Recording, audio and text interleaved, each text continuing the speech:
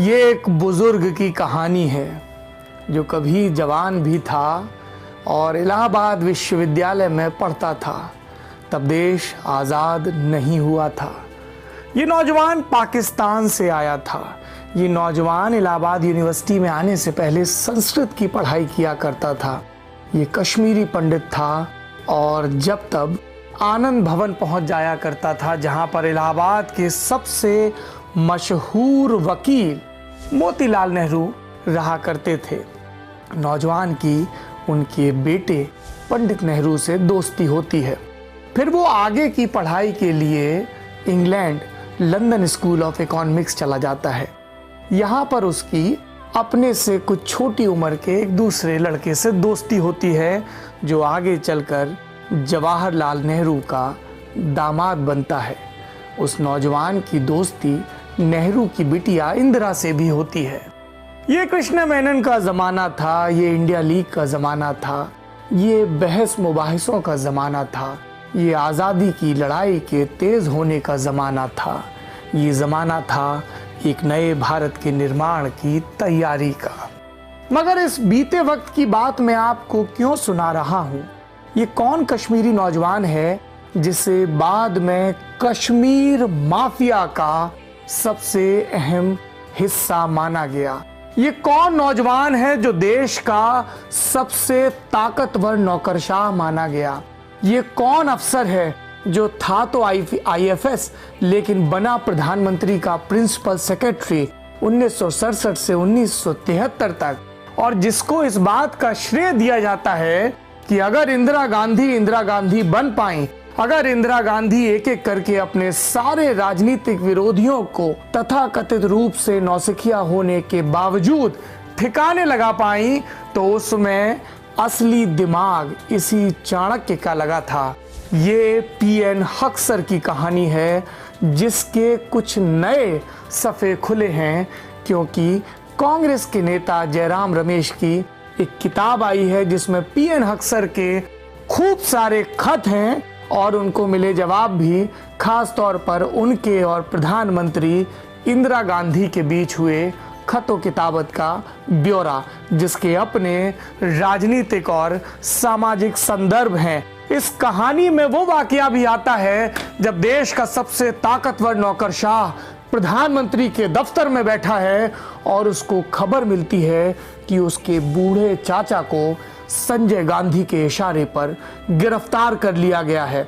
इस कहानी में वो मोड़ भी आता है जब उसी शाम को ये अफसर PN हक सर कैबिनेट की मीटिंग में बैठा है, ठीक प्रधानमंत्री इंदिरा गांधी के बगल में सारी नोटिंग्स देख रहा है, लगातार प्रधानमंत्री का चेहरा देख रहा है, जिसे वो चिट्ठियों में मेरी प्रिय इंदु जी लिखा करता था, और जिसके बेटे ने भरे बाजार दिल्ली में उनके परिवार की इज्जत गिरवी रख दी है, या कहें कि नीलाम कर दी है। ये PN हक सर की ही कहानी नहीं है, ये इंदिरा गांधी और संजय गांधी की भी कहानी है। ये वो कहानी भी है जिसमें पता चलता है कि कैसे नौकरशाह परिवार का पुराना मित्र इतनी बेइज्जती के बावजूद, इतनी बेरुखी के बावजूद अपना फर्ज नहीं भूलता, परिवार के प्रति भी और देश के प्रति भी। सबसे पहले मैं उस किताब का जिक्र कर दूं जिसके हवाले से इन चिट्ठियों का ब्यौरा दिया जा रहा है। किताब का शीर्षक है इंटरवाइंड लाइव्स, PN हक सर एंड इंदिरा गांधी। इसे जयराम रमेश ने लिखा है। किताब के पब्लिशर हैं साइमन एंड शुस्टर इंडिया। 799 रुपए कीमत है और 560 इसके पन्ने हैं। अब शुरू करते हैं हक सर की कहानी। हक सर के बारे में मैंने आपको बताया, इलाहाबाद यूनिवर्सिटी के दिन बताए, और बताया LSE का दौर। तब फिरोज और इंदिरा वहां पर बहुत सक्रिय थे और तभी PN हक सर से उनकी दोस्ती हुई। नेहरू अक्सर हालचाल लिया करते थे हक सर से, फिरोज और इंदिरा के बारे में भी और भारत के वहाँ रह रहे लोगों की गतिविधियों के बारे में भी। ये IFS थे, अलग अलग देशों में तैनाती रही। फिर 1965 के दरमियान इनकी इंदिरा से रेगुलर बातचीत शुरू होती है। इंदिरा तब लाल बहादुर शास्त्री की कैबिनेट में सूचना और प्रसारण मंत्री थी। उनके दो बेटे 19 साल का संजय, 21 साल के राजीव, दोनों इंग्लैंड में थे। राजीव वहां पर टेक्निकल पढ़ाई कर रहे थे और संजय रोल्स रॉयस में 4 साल की अप्रेंटिसशिप के लिए एनरोल्ड थे। तब वो अपनी पहली चिट्ठी लिखती हैं। चिट्ठियों का थोड़ा मजमून समझिए, उससे आपको दोनों के बीच के भरोसे और अंतरंगता का अंदाजा हो जाएगा। दोस्त और भरोसेमंद प्रिय बाबूजी, शायद आपको पता हो कि मेरा छोटा बेटा संजय क्रू की रोल्स रॉयस फैक्ट्री में काम कर रहा है। अभी तक वह वहाँ खुश रहा है और क्रू के लोगों की रिपोर्ट भी अच्छी है। करीब एक हफ्ते पहले उसने लिखा कि फैक्ट्री में जो कुछ सीखना था वह सब उसने सीख लिया और अब सवाल उन्हीं चीजों को दोहराने और आगे बढ़ाने का है। उसे नहीं लगता कि वे उसे कुछ भी नया सिखाएंगे, इसलिए संजय सोच रहा है कि कोर्स पूरा न करे बल्कि साल के आखिर में या उसके आसपास छोड़ दे और शायद खुद अपना काम जमाने के लिए भारत लौट आए। लेकिन इस वक्त फैक्ट्री छोड़ने का मतलब होगा कि उसके पास कोई डिग्री नहीं होगी सिवाय इसके कि उसके पास व्यावहारिक तजुर्बा है। मुझे निजी तौर पर लगता है कि इससे भारत में मुश्किलें आ सकती हैं। मैं नहीं जानती कि इन मामलों से आपका कितना वास्ता है, पर अगर संजय को इसमें शामिल किए बगैर आप कोई रास्ता निकाल सकें तो बेहद एहसानमंद रहूंगी। शुभकामनाओं और जल्दबाजी के साथ, इंदिरा। 21 फरवरी 1966 को ये खत लिखा गया। संजय की इस बात पर गौर करिए। संजय ने अपनी मम्मी को बताया, जो सीखना था 1 साल में सीख लिया, दोहराने का क्या फायदा। ये संजय की हड़बड़ी की निशानी थी। संजय को लग रहा था उन्हें सब आ गया और अब समय भारत में जनता कार बनाने का आ चुका है। लेकिन इंदिरा ने दुनिया देखी थी और इसीलिए वो पीएन हक्सर से मदद मांग रही थी। हक्सर ने जवाब लिखा। क्या लिखा आप खुद ही सुन लीजिए। मेरी प्रिय इंदु जी, कृपया लड़कों के बारे में फिक्र न करें। मैं जानता हूं कि उपदेश देना कितना फिजूल है। उनके साथ मेरा किसी भी किस्म का कोई रिश्ता न होना मेरी मुख्य परेशानी है। राजीव के साथ जरूर मैंने एक किस्म का निजी रिश्ता कायम कर लिया है। अब वह आता है और जमाने भर की बातें करता है, मगर संजय के साथ मेरी शुरुआत तक नहीं हुई। मेरा मानना है कि उसे अपना कोर्स पूरा करना ही चाहिए। मुझे यह बेशक नहीं पता कि वह क्रू क्यों और कैसे गया। क्या यह उसकी अपनी पसंद थी, क्या सचमुच उसकी दिलचस्पी थी। राजीव अच्छा लड़का है, अलबत्ता अभी वह ऊहापोह में है और उसे पक्का नहीं पता कि वह क्या करना चाहता है। बाद की तारीख सब जानते हैं, संजय ने कोर्स पूरा नहीं किया और बाद में संजय को पता भी चल गया कि पीएन हक्सर ने उनकी मम्मी को क्या सलाह दी थी।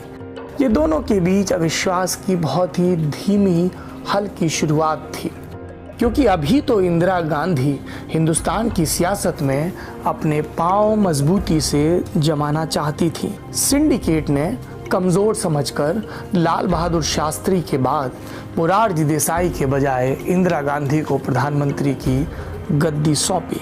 लेकिन 1 बरस में ही इंदिरा को समझ में आ गया कि ये बुजुर्ग नेता कामराज, निजलिंगप्पा, तुल्य घोष वगैरह उन्हें एक कठपुतली की तरह अपने इशारों पर नचाना चाहते हैं। अब समय आ गया था नेहरू के वफादार अधिकारियों और नेताओं को अपने पीछे लामबंद करने का। अब समय आ गया था अपनी शक्ति के प्रदर्शन का और ऐसे में इंदिरा को लंदन के दिन और पीएन हक्सर की युक्तियां याद आईं। ये 1967 का नजारा है। हबड़ तबड़ में चुनाव हो रहे हैं। लोहिया गैर कांग्रेसवाद का जो नारा देते थे वो अब मजबूती पा चुका है। कांग्रेस कमजोर नजर आ रही है। इंदिरा रायबरेली, जो कभी उनके पति की सीट हुआ करती थी, जो अब उनकी सीट है, वहां पर चुनाव प्रचार कर रही हैं। उन्हें नहीं पता कि चुनाव के बाद वो प्रधानमंत्री रह भी पाएंगी या नहीं। ऐसे में वो जल्दी में, हमारे बुंदेलखंडी लहजे में कहें तो लगभग घसीटा मारते हुए पीएन हक्सर को एक चिट्ठी लिखती हैं, जो उन दिनों आईएफएस के लिए जो सबसे शानदार पोस्टिंग्स में से एक होती है, लंदन में हाई कमिश्नर थे। क्या लिखा इंदिरा ने? मैं रायबरेली का दौरा करते हुए जल्दबाजी में आपको लिख रही हूँ। मैं काफी दिनों से आपको लिखना चाहती रही हूँ ताकि आपकी चिट्ठी के लिए शुक्रिया अदा कर सकूं और साथ ही आपसे पूछ सकूं कि क्या आप दिल्ली आना चाहेंगे। यह आखिरी बात बेशक समय से पहले की है। मुझे अभी खुद अपने भविष्य का पता नहीं। उस व्यवस्था की बात तो छोड़ ही दें जो चुनाव के बाद उभर कर आएगी, लेकिन मैंने सोचा कि आपको अपने विचारों से आगाह कर देना चाहिए। पीएन हक्सर ने इसका जवाब लिखा, 3 पन्नों का जवाब लिखा। सबसे पहले ये बताया कि ये मेरे कामकाजी करियर के लिए, मेरी जिंदगी के लिए एक अच्छा मौका होगा। मैं दिल्ली आना चाहूंगा, हाँ निश्चय ही आना चाहूंगा। साथ ही पीएन हक्सर अपने रिटायरमेंट की तारीख भी बता देते हैं कि 1971 में मुझे रिटायर होना है और इन 4 वर्षों में मैं जो भी आपके लिए कर सकूं करूंगा, जो भी सरकार के लिए कर सकूं करूंगा। फिर वो इंदिरा गांधी को एक बेहद अहम सलाह देते हैं। इस सलाह को सुनिए और आज के संदर्भों में भी जरूर लागू करके देखिए। पीएन अक्सर लिखते हैं, चुनाव के नतीजे जल्दी ही आ जाएंगे। जिन लोगों को बहुत पसंद नहीं भी करते हों, उनके प्रति भी सदाशयता दिखानी होती है। लेकिन अगर कांग्रेस लोगों के लिए रोटी का इंतजाम करना चाहती है तो वह धीरे धीरे निशान के तौर पर गाय या बैलों की बजाय ट्रैक्टर को अपनाए। हमारी राष्ट्रीय गरिमा की हिफाजत करते हुए और हमारी आज़ादी को कुर्बान किए बगैर यह सब करे। इस एक के अलावा कोई और चारा नहीं है, वरना गाय और उसका गोबर हमें डुबो देंगे। ये पीएन अक्सर थे, दो टूक। जिन लोगों को नहीं पता वो जान लें, उन दिनों कांग्रेस का चुनाव निशान दो बैलों की जोड़ी था। और बाद में जब कांग्रेस में विभाजन होता है, जिसकी शुरुआत पीएन अक्सर के ही लिखे एक ड्राफ्ट से होती है, जो फाइनेंशियल इश्यूज से जुड़ा हुआ था, बैंकों के नेशनलाइजेशन से जुड़ा हुआ था, तो उसके बाद इंदिरा जो कांग्रेस बनाती हैं तो उसका चुनाव निशान भी गाय और बछड़ा होता है। और इसीलिए इमरजेंसी में गाय और बछड़े को इंदिरा और संजय गांधी के तंज से नवाजा गया था।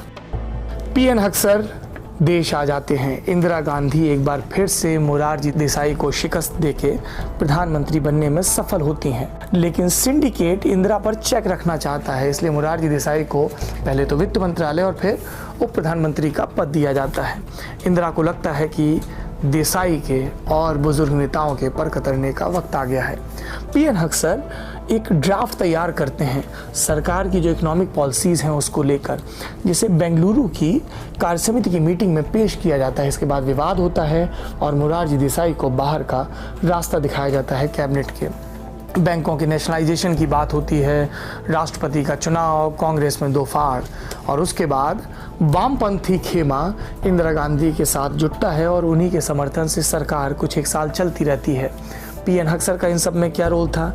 चाहे बैंकों के नेशनलाइजेशन हो, चाहे प्रिवी पर्स का खत्म करना हो, चाहे 1971 में पाकिस्तान के खिलाफ जंग, जिसमें पूरे विश्व के जनमत को अपने पक्ष में जुटाना था, जिसके लिए इंदिरा गांधी ने धुआंधार दौरे किए थे।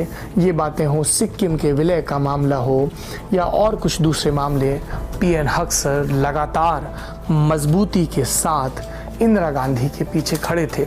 इसीलिए 71 में जब उनका कार्यकाल पूरा हुआ तो उन्हें 2 साल का एक्सटेंशन मिला, और जब 73 में उनका कार्यकाल प्रिंसिपल सेक्रेटरी के तौर पे पूरा हुआ तो उन्हें योजना आयोग में शीर्ष पद दिया गया।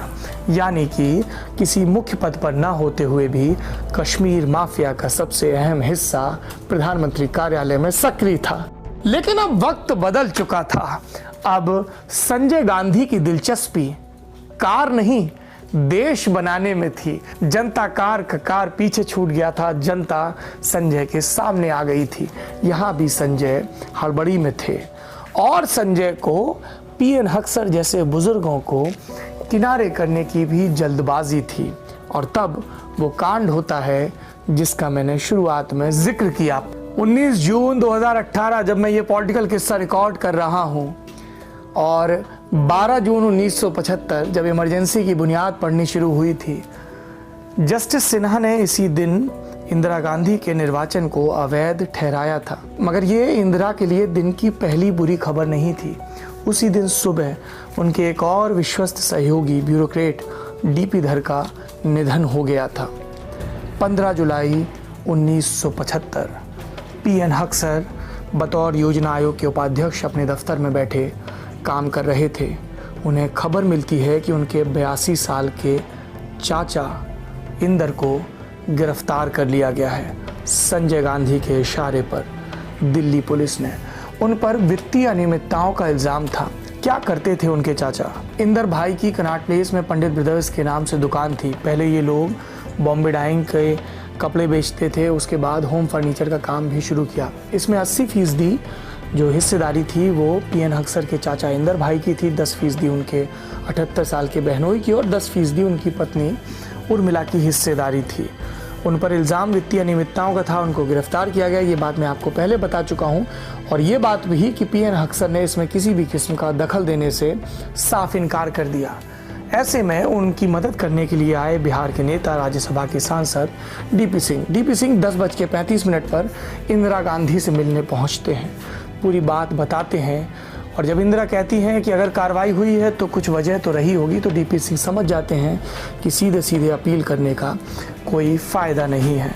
डीपी सिंह वहाँ से सर झुकाकर चल देते हैं। उसके बाद इंदिरा की जो भी बात हुई हो दिल्ली के उपराज्यपाल किशन चंद से, डीपी सिंह किशन चंद से मिलने पहुंचते हैं तो किशन चंद भरोसा दिलाते हैं कि इस्तिगासा जो कार्रवाई हो रही है उसमें उनकी ज़मानत का विरोध नहीं करेगा। 4:35 पर 82 साल के चाचा और 78 साल के जीजा को काफ़ी ही इज्जत के बाद जमानत पर छोड़ा जाता है। पीएन हक्सर अभी भी अपने दफ्तर में बैठे हैं। डीपी सिंह को सिर्फ उपराज्यपाल के शब्दों पर भरोसा नहीं है, इसलिए वो कोर्ट में जाते हैं और जो ज़मानत 24 घंटे के लिए मिली थी उसकी मियाद आगे बढ़वाते हैं। तो देश के सबसे ताकतवर परिवार के, नौकरशाह परिवार के रिश्तेदारों की गिरफ्तारी होती है। अगले दिन अखबार की सुर्खियां भी यही बनती हैं। आपको पता है इल्ज़ाम क्या था इस परिवार के ऊपर?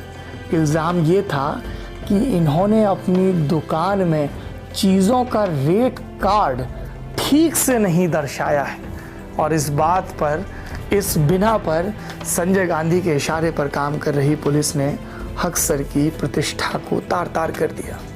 पीएन हक्सर की पत्नी उर्मिला ने उन दिनों के ब्यौरे एक किताब में लिखे। वो लिखती हैं कि हक्सर साहब देर रात घर पहुंचे, कैबिनेट की मीटिंग से सीधे घर आए, आते ही सोफे पर निढाल होकर गिर गए। वो उर्मिला की तरफ देखकर बोलते हैं, मैं पूरे समय मीटिंग में मौजूद था। उनका इशारा उस कैबिनेट मीटिंग की तरफ था जिससे वो आए थे। मैं पूरे समय इंदिरा को देखता रहा, नोटिंग्स लेता रहा। उन्होंने एक बार भी मुझसे नज़रें नहीं मिलाई। इंदिरा को कई लोगों से नज़रें चुरानी थी, लेकिन जीवन है, आगे चलता है, सियासत है, बढ़ती रहती है, इसलिए अब किस्सा भी आगे बढ़ता है। पीएन हक्सर को समझ में आ गया था अब इस निज़ाम के साथ काम करने का ना तो माहौल रहा ना वक्त। उधर संजय गांधी थे जो अपनी कोठरी के साथ खिलखिला रहे थे इस बदमाश बूढ़े को सबक सिखाने के बाद, जो चाहता था कि वो 4 साल रोल्स रॉयस में घिसते रहें, जो बराबर उनकी मम्मी से कहता था कि संजय गांधी के इरादे बेवकूफ़ाना हैं, अभी वो उस तकनीकी और प्रबंधन क्षमता से लैस नहीं है जो इतने बड़े पैमाने पर कारें बनाने के लिए ज़रूरी है, जो इसलिए पीएन हक्सर को नापसंद करता था क्योंकि पीएन हक्सर कोर्ट के सामने कानूनी प्रोसीडिंग्स में सत्य बोलते थे और सत्ता पक्ष के हिसाब से अपने सत्य को तोड़ा मरोड़ा नहीं करते थे। गिरफ्तारी हुई, रिहाई हुई और फिर पीएन हक्सर धीमे धीमे इंदिरा की कोठरी के बाहर चले गए, लेकिन इन सब के बावजूद वो कश्मीरी अफसरों के ज़रिए इंदिरा को अपनी सलाह वक्त बेवक्त, मांगे बिना मांगे पहुंचा दिया करते थे और इसमें सबसे अहम कड़ी थे रॉ के चीफ आर.एन. काव। कितनी अहमियत थी पीएन हक्सर की सलाह की, इसे यूँ समझिए कि जब संजय की मौत के बाद राजीव जब राजनीति का ककहरा सीख रहे थे और इंदिरा को नए सिरे से कांग्रेस को जुटाने की ज़रूरत महसूस हुई, उसी वक्त में न्यूक्लियर बॉम्ब का एक उदाहरण देते हुए पीएन हक्सर ने उनको एक अनमोल सलाह दी। क्या थी ये सलाह? ये वो दौर था जब ए.के. एंटनी, जो कभी देवराज ओट्स के साथ चले गए थे कांग्रेस ओट्स में, वो वापस कांग्रेस में आए थे। हक्सर की सलाह थी कि एंटनी के कांग्रेस में शामिल होने को एक नाटकीय घटनाक्रम की शुरुआत के तौर पर दिखाया जाए और वो सारे नेता जो संजय के दौर में या उसके बाद या सिंडिकेट से लड़ाई के दौरान आपका साथ छोड़कर चले गए, उनको धीमे धीमे पार्टी में वापस लाया जाए। पीएन हक्सर अपने खत में एक बहुत ही मार्के की बात लिखते हैं, परमाणु विखंडन से ऊर्जा पैदा होती है तो परमाणु संलयन उससे कहीं अधिक ऊर्जा पैदा करता है। मैं जानता हूं कि मैं जो कहता हूं उसे लंबे समय से संदिग्ध माना जा रहा है, फिर भी मुझे लगता है कि मुझे कहते रहना चाहिए। पीएन हक्सर को करीब से जानने वाले इस दीनता के बारे में जानकर बहुत भौचक्के नहीं होंगे। हमारे जैसे जो अध्येता हैं उनको ये अजीब लग सकता है। ताकतवर ढंग से ब्यूरोक्रेसी को कस के रखने वाला, नेताओं की नाक में नकेल डालने वाला पीएन हक्सर कैसा विनयवत हो गया है। दरअसल ये एक आग्रह रहा होगा सही सलाह देने का, अपने फर्ज को पूरा करने का, और ये सिर्फ इंदिरा के दौर में ही कायम नहीं था, उसके बाद भी था और राजीव इस चीज़ की कद्र भी किया करते थे। और इसीलिए जब राजीव की मौत के बाद कांग्रेस कार्य समिति ने सोनिया से कांग्रेस का अध्यक्ष बनने को कहा और जब ये तय हो गया कि जो कांग्रेस का अध्यक्ष होगा वही शायद देश का प्रधानमंत्री भी, तब सोनिया ने इनकार के बाद जिस आदमी से सलाह ली वो पीएन हक्सर ही थे। ये पीएन हक्सर ही थे जिन्होंने कांग्रेस के अध्यक्ष के लिए पहले तो उपराष्ट्रपति शंकर दयाल शर्मा का नाम सुझाया, और जब उन्होंने इनकार कर दिया तब पीवी नरसिम्हा राव का नाम आगे बढ़ाया। पीवी नरसिम्हा राव प्रधानमंत्री बनते हैं, वित्त मंत्री बनते हैं मनमोहन सिंह, आर्थिक उदारीकरण शुरू होता है और इसके एक बरस बीतते न बीतते हर्षद मेहता का घोटाला सामने आता है। तब पीएन हक्सर, जिन्होंने बैंकों के राष्ट्रीयकरण में अहम भूमिका निभाई थी, वित्त मंत्री मनमोहन सिंह को एक चिट्ठी लिखते हैं और चिट्ठी में ये लिखते हैं, काश मुझे संयुक्त संसदीय समिति ने गवाह के रूप में बुलाया होता। मैं राष्ट्रीयकृत बैंकों के कामकाज के तौर तरीकों के भयानक इतिहास से परिचित करा सकता था। इनके जो दो सबसे खराब चाल ढाल रहे हैं उनमें से एक है भारी भरकम खर्च करके लोन मेले का आयोजन, दूसरा लोगों के अंदर एक सांस्कृतिक मूल्य रहा है कि किसी से लिया कर्ज जरूर चुका देना चाहिए। बैंक लोगों के भीतर से उस संस्कृति को खत्म करने का आपराधिक कृत्य कर रहा है। इमरजेंसी के दौरान एक व्यक्ति जो बैंकिंग के विषय में कुछ नहीं जानता था, उसका LIC से तबादला करके रिजर्व बैंक का गवर्नर बना दिया गया और कार्यकारी डिप्टी गवर्नर को चुना गया। वह भारतीय राजस्व सेवा का बहुत चापलूस किस्म का अधिकारी था। मैं उसका नाम ठीक ठाक याद कर पा रहा हूँ तो वह लूथरा था, जिसे हजारी जैसे बेहद ईमानदार और कर्तव्यपरायण व्यक्ति को हटाकर ये जिम्मेदारी सौंपी गई थी।